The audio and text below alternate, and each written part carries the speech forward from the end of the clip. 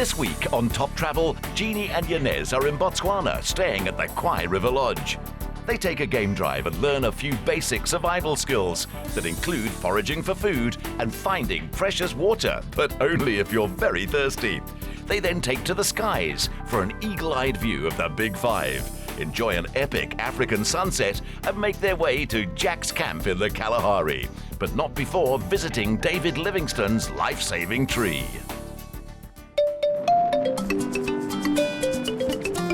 If you want to go anywhere in Africa, this is probably one of the best places to come for game watching. But on top of that, if you look at Botswana as a country, 17% of the country is nature reserve as opposed to the 10% that is actually recommended. So they are very environmentally friendly here. And over the past few weeks, we've become quite accustomed to bundu bashing and getting quite up close and personal with gorgeous animals. So today we've been promised a game drive with a difference. I've got no idea what to expect, but I can imagine it's going to be fun. Hi. Hello. Hi, Unks. How are you guys doing? Very excited Looking for our forward to your game drive? Yeah. Super excited. It's going to be a different... A guide is a guide is a guide, you would think. What we got is onks. And onks was a BFG, a big, friendly giant. Wherever we go, we say, yeah, take us on a game drive, but we want action. We like adrenaline. And he looked at us and he laughed and he was like, yeah, I'll give it to you. He had something else up his sleeve, like Survivor 101. You know, in a survival situation, the most important thing is water.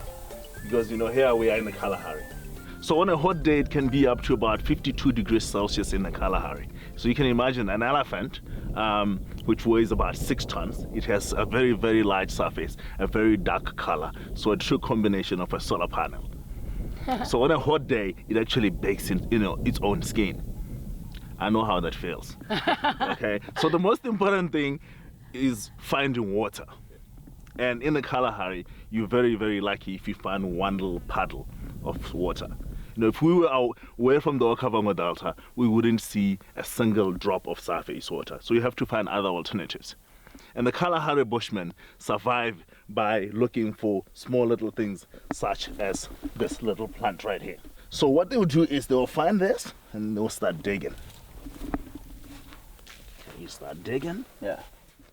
So onks, you know, he was digging in the ground and he pulled out this dirty looking, it almost looked like a sweet potato. And that, this is your wild cucumber. Amazing. Okay. Is it the same as a cucumber? It's not. This is actually the root. The fruit itself is a round little green ball called the bitter wild cucumber. Okay, I'm just gonna break this apart and let you guys taste it. So what they would usually do is they would just bite into it. You can see the water is already coming out. It shows you that there's plenty of water in this thing. This is your piece right here.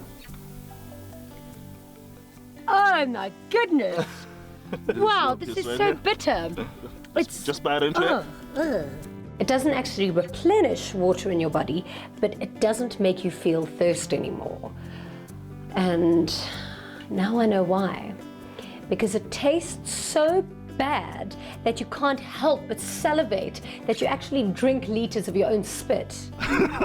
Can you feel your saliva, your saliva gland starting to work now? It's because it tastes so bad. Immediately I was into the whole survivor thing, you know? Onks had found a wild cucumber. Right next to where he found one, I also found one. Ah, look at that. Huh? It looks like a sweet potato, but there's nothing sweet about it, that's for sure. We'll save this one for breakfast. Biting into wild cucumber is all about mind over matter. It tastes terrible, it's very sour, yet you know it's going to help you survive because it's going to quench your thirst.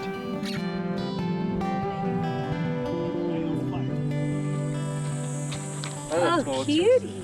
Oh. What if he bites? He won't bite. This is a leopard actually. I don't know if you guys know of the small fives. You know, your leopard tortoise, your ant lion. So this is one of the small fives actually. Tortoises are very, very popular with the Kalahari Bushmen. So it's one big source of food. You know, it's one of the easiest animals to hunt because you don't have to chase them and you don't have to spear them or anything like that. You just pick them up and Cooking them is very, very easy. They actually cook them in their own shell. They put them in underground, upside down, build a fire on top, and then the following morning they just dig it out. The shell breaks very easily on the sides, and they eat it from its own shell. Okay, so we're gonna let him go, because we're not gonna eat a tortoise today.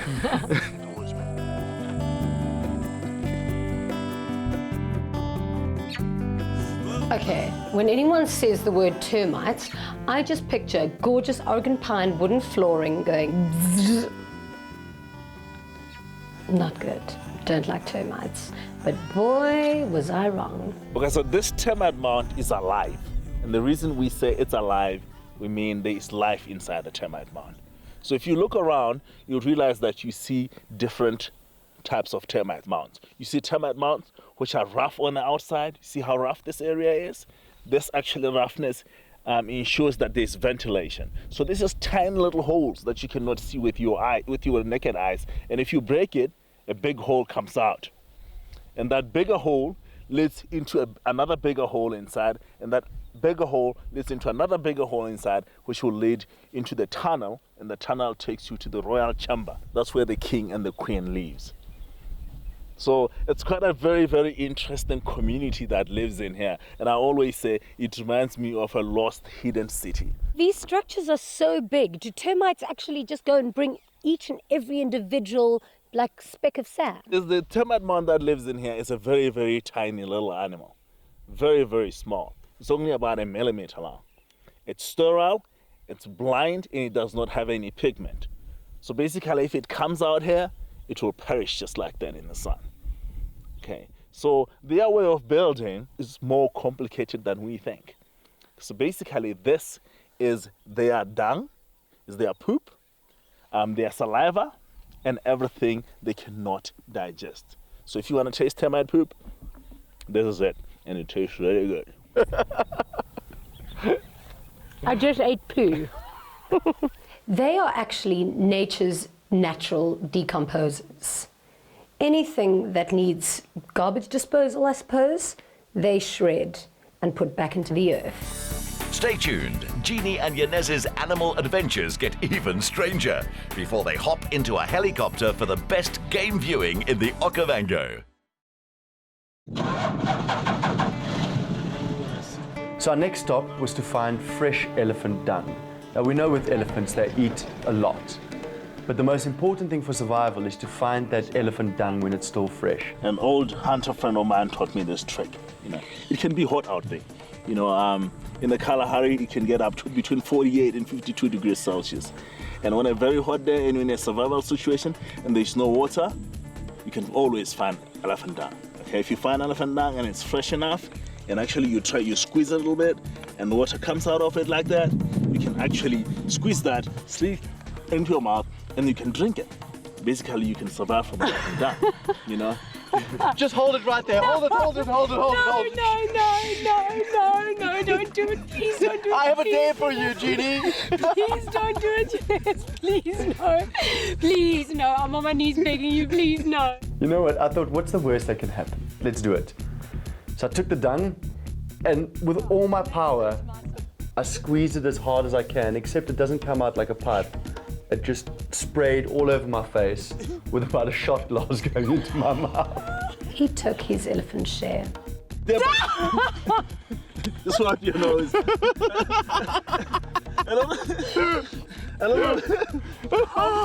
Wait. That was the first accurate thing he's ever said. He's full of... You know what? It tastes a little bit like what you'd expect it to taste like. Listen here, there's a great vibe between Jeans and myself. Jeans and I are great travel companions. But what I do, she's got to do. Nothing's coming out. Are you mad? But nothing went into your mouth. Mom! You can just lick on it. She's faking it. Nothing went into her mouth. Look how much there is. Lick that. Okay, go lick that. Then you can. If you do that, then I'll accept it. And then All of what'll that. I get? You'll get my respect because right now you're a chicken. Back. There we go.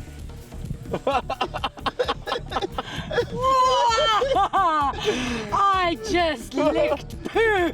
No, but on a serious note, if you're in a situation for survival, this is water. Yeah, you know, a lot of people will ask you, is there bacteria in here? Yeah. Yes, there's bacteria in here. It just came out of a digestive system. But, you know, in a survival situation, rather be found sick and under a tree than dehydrated and dead. 100%. It smells like this wasn't the best thing I've ever done. This is gross. I was in full survival mode now. I'd taken a shot of elephant poo water, feeling completely hydrated and ready for the next challenge. When I was growing up, I played Barbies. I played Pac-Man on Nintendo. I played Lego with my brothers. In the Okavango Delta, they spat giraffe poo. For local kids and as kids, we played a lot of games using giraffe poo. And one of those games is called the poop spitting competition, which is one of the most popular games here with the river people. That's a crap game. So what are the rules exactly? So it's actually very, very simple. It doesn't have a lot of rules. So we just draw a line on the ground, and then we all stand in a line. We put the poop in your mouth, like this. Why? Old people do it, young people do it. Whenever you're bored, you do it. Whenever you're out in nature and you find giraffe poo, you do it. Dry giraffe poo in the mouth. You basically got to cock your neck back and spit it out as far as you can. The one who spits it out the furthest is the winner. So the trick to it is you put it in your mouth and you lubricate it a bit. Right? Yeah. That good? So when we spit it, it comes out. And it You beat your neck. you. Lube it up, lube it up, lube it up.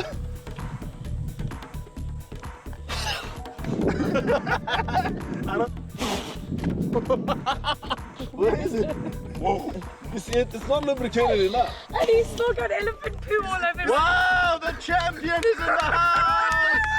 Hello! Hello! Yes, man! Onks was like G.I. Joe, he was like MacGyver, he was like my ultimate hero. This guy is special. And he was the only guy I would want on my right-hand side if I was going into Survivor. He's the man. Onks has absolutely no fear, and I realized this when he drove right up to a pride of lions, literally a meter away from this pride of lions. But they were so stuffed from their recent meal that they weren't going to budge for us. In fact, they were so cozy, they were spooning. The Okavango is a complete bush experience. And that includes a little bit of adventure because Onks took us through a river with a hippo chilling on our left, and he went straight through that river. The guy's crazy.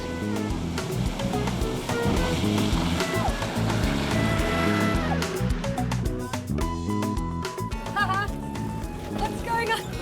Let me help you out there, darling. What's this all about, Onks? Okay, guys, we've been on a game drive. We've walked. You know, you've had a feeling of being walking around and being in a jeep. So I just want to give you a very different perspective of game viewing. So you guys are going to be going onto the helicopter. Yes! So You're a legend! This is going to be a very, very different type of game viewing because you're seeing it from above. So you can get into areas that we cannot get to by the jeep, which are probably too thick to get into by foot, maybe too dangerous to get into by foot. You can get in there by the helicopter. You can hover over the buffaloes, over the elephants. It's going to be really, really interesting. Oh, you are the best. Are quite crazy. Are they able to go We'll low? we'll talk to the pilot. Another guy. He's quite a crazy guy. So He's we'll a see what he's kamikaze. gonna do out there. Thanks, Onks. Let's go meet the pilot. This is so exciting, I can't wait. Hello. Hi, I'm Shane. Hi, Jeannie. Nice to meet you. Janez, nice to meet you. Shane, how low are we going to be flying? The maximum is going to be about 200 feet, 60 meters, and the minimum is going to be about that high. For real? For real? That's crazy. I watched a documentary on bush pilots, and you guys aren't exactly normal. So how safe is this? I promised my mom a long time ago I would never die doing anything stupid. Well, if it's good enough for your mom, it's good enough for me. 100%. Let's do it. Okay, let's go for it. Completely different perspective from game driving because from game driving, you're up close and personal, but you don't really know where you're going. Once you're up in the air, you can see the landscape, you can see the perspective, you can see the rivers, and it all makes sense. Just the beauty of those landscapes were unreal. We also had a pilot who was from Canada, funny enough, and bush pilots are fantastic. And then we headed towards this little setup just close to the riverbanks where we had the most incredible African sunset with some champagne. That was incredible, but now that I know how close we are to all of these wild animals, I don't know if we should be drinking too much tonight. Really? What did you guys see out there? Dude, there's the biggest crocodile I've ever seen in my life. He's about twice the size of you. Really? Just chilling on the banks. That will be about 8 meters. Let me stand this side. Okay, there we go. So I'm glad you guys had a wonderful time. I think we are going to have the most awesome African sunset. It's going to be a beautiful sunset. I'm pretty sure I would have been a lot more at ease with our champagne and cocktails watching the sunset if I hadn't been in the chopper moments before, seeing that a few meters away was a little river with massive crocodiles. Nonetheless, the African sunset just made up for it. I absolutely loved when we were driving towards our boma and Onks just pulled up the handbrake, jumped out, and this huge man just started jumping around in the bush, and suddenly he's like, I found it! Kiss a frog, Jeannie, do it. Please let him turn into a prince. I think he really likes you too. Okay. Where's my prince? Hello? I'm right here. Oh my God! And guess what? The frog's gone! To finish a day in the bush, especially after, so many hours out on the road, I needed the lion's share of food, and they supplied it.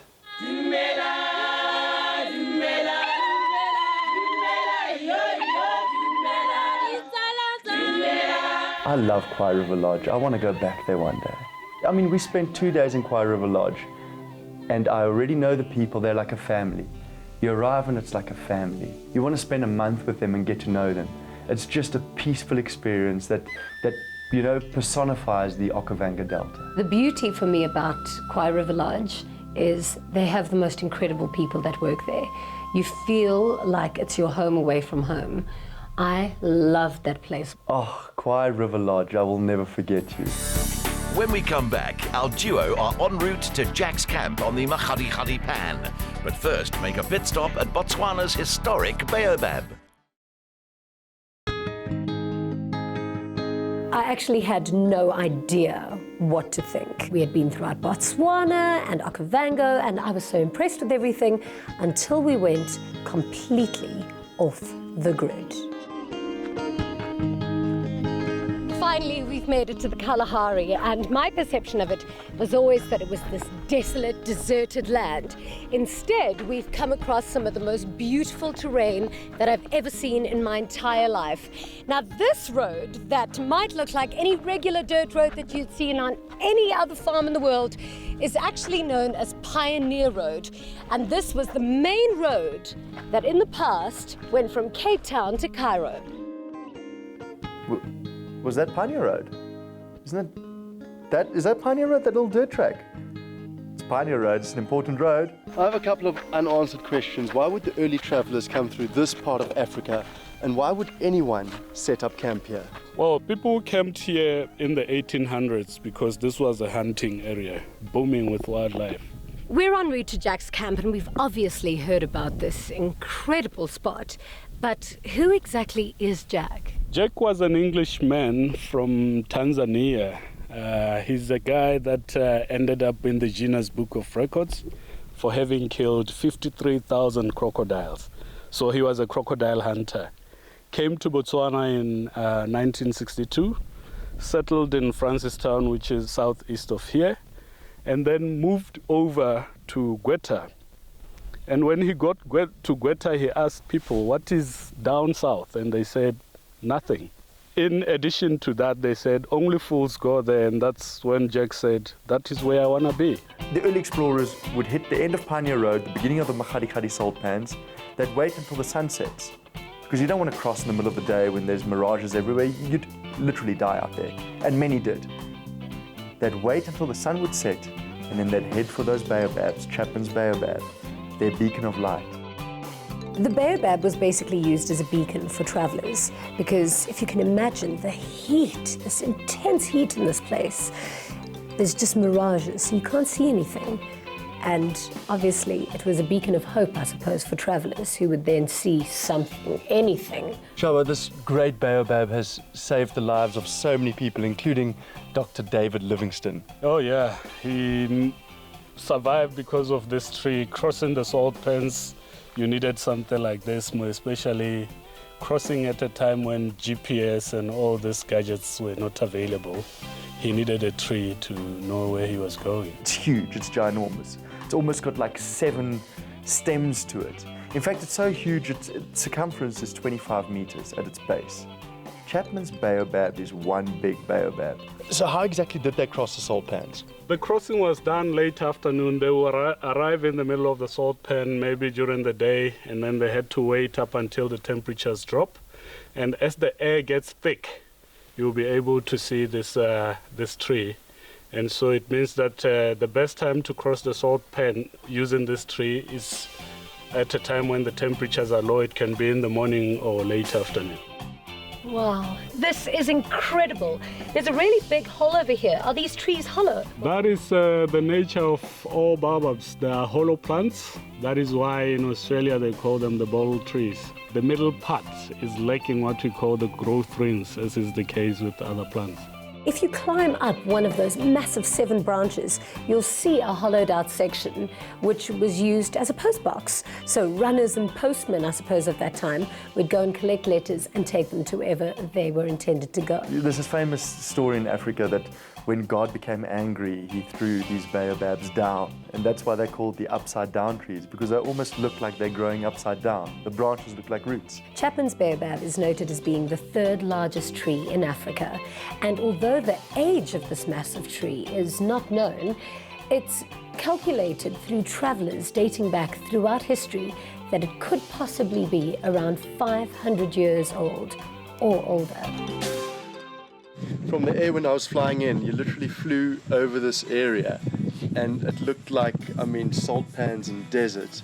And then in the middle of nowhere, you get this small little oasis of magic. Was that one of the reasons why they chose to build it right next to the palm trees? Obviously, it looked good, and Jack actually worked hand in hand with the Bushmen, and with their divining abilities, they were able to realize that this little beautiful island that has a combination of palms, and then when you look the other side, you see the salt pan was quite ideal for a camp. He wanted people to share in his imagination on how he envisioned this place. And together with his son and his son's girlfriend, they built Jack's Camp. It's someone's life legacy that is a gift to the world. It's so beautiful. Unfortunately, Jack died in a plane crash.